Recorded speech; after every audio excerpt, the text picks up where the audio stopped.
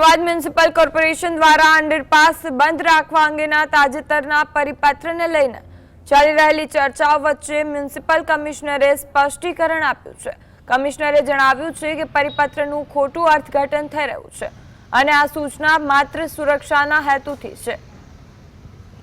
તેમણે સ્પષ્ટ કર્યું છે કે જ્યારે ભારે વરસાદને કારણે અંડરપાસમાં પાણી ભરાયા હોય અથવા સફાઈની કામગીરી ચાલતી હોય ત્યારે જ તંત્ર દ્વારા બૂમ બેરિયર લગાવી રસ્તો બંધ કરવામાં આવશે।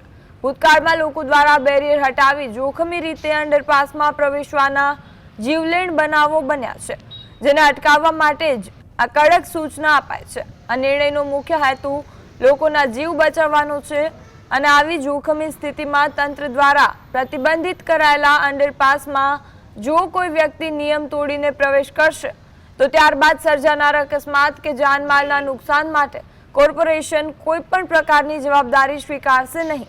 તેથી નાગરિકોએ તંત્રની સૂચનાઓનું પાલન કરીને સુરક્ષિત રહેવું અનિવાર્ય છે।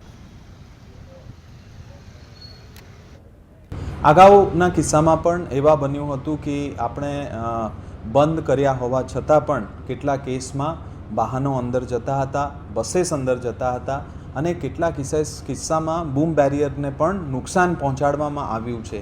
એટલે એટલા માટે કોઈ પણ રીતે આવા પ્રકારના કિસ્સાઓ ના બને એના માટે આ નોટિસ આપવામાં